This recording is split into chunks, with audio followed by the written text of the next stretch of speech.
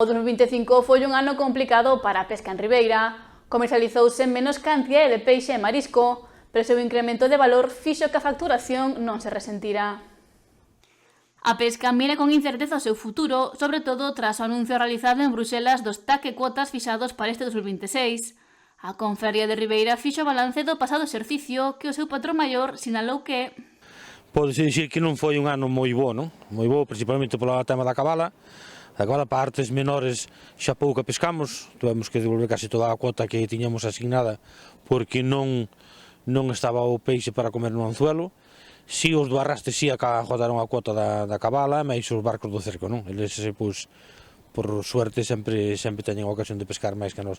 Unha que se desplazan a outros sitios e outra que, bueno, o peixe estaba máis de aparello que de anzuelo, non?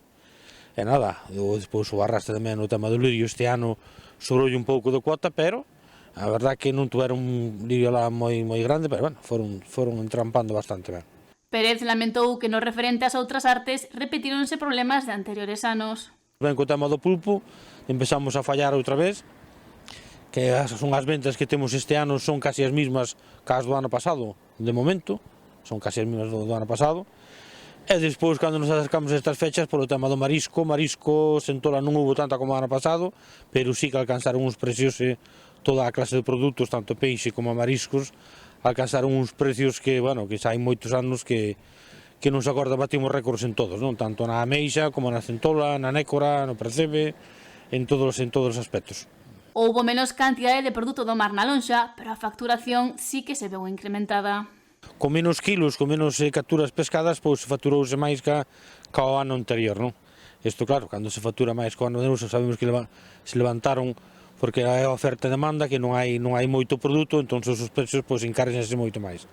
Non é que sea unha cousa moi boa para o sector, é boa polos precios, pero isto quer dicir que non houve moitas capturas, moita pesca, non?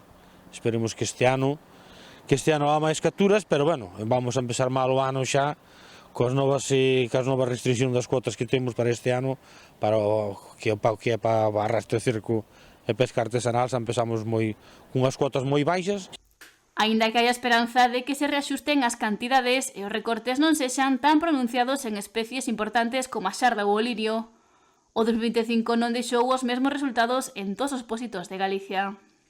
Hubo zonas, por zonas, podese dicir, un pouco millores que outras.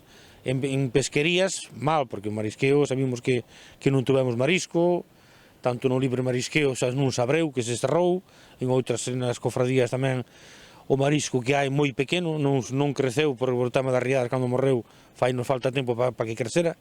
O pulpo tamén nos fallou, a verdad que empezamos ben os primeiros meses, pero bueno, sabes, cando se para sempre se empeza ben, e agora non se está pescando moito tampouco.